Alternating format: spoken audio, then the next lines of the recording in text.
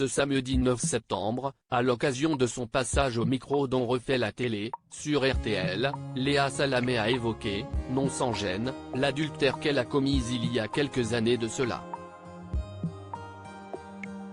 L'heure de la rentrée a enfin sonné pour Léa Salamé. La journaliste est de retour sur le petit écran le samedi soir sur France 2, dès ce 9 septembre, aux commandes de son émission Quelle époque. Invitée au micro d'On refait la télé, sur RTL, la présentatrice a accepté de dévoiler à Éric Dussart et Jade la liste des célébrités qui inaugureront la deuxième saison de son programme.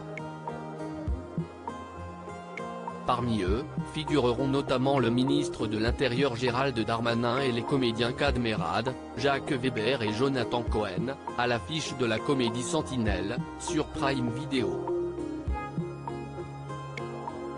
Mais face aux animateurs de RTL, Léa Salamé a évoqué un autre sujet, qu'elle préfère généralement éviter, l'adultère qu'elle a commis, il y a quelques années de cela.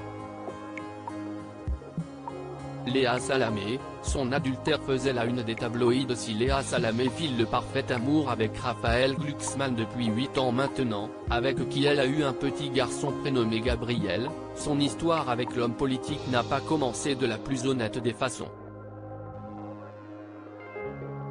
Elle était en effet en couple avec une autre personne quand leur liaison amoureuse a débuté.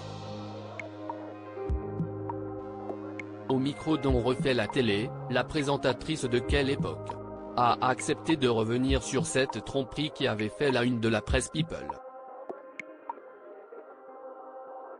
Mon adultère a été révélé dans la presse, a-t-elle d'abord déclaré.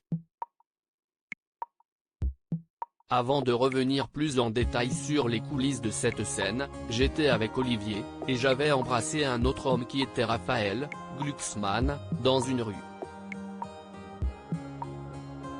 J'ai été paparazzé. Comment Léa Salamé a-t-elle géré l'annonce publique de son adultère? À cette même période, Léa Salamé était l'une des chroniqueuses d'On n'est pas couché.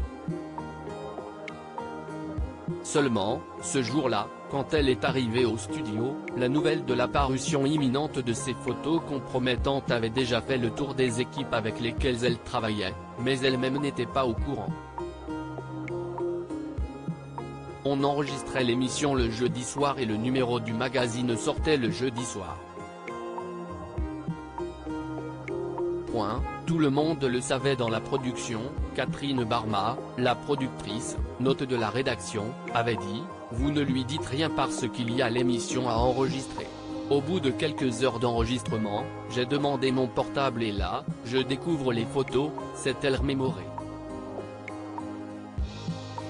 Avant d'ajouter, j'ai passé l'émission à ricaner bêtement tout en envoyant des textos au nouveau compagnon, à l'ancien, à mon avocat. J'en rigole aujourd'hui parce que tout s'est apaisé, mais ça a foutu en l'air ma vie personnelle. Article écrit avec la collaboration de 6 médias.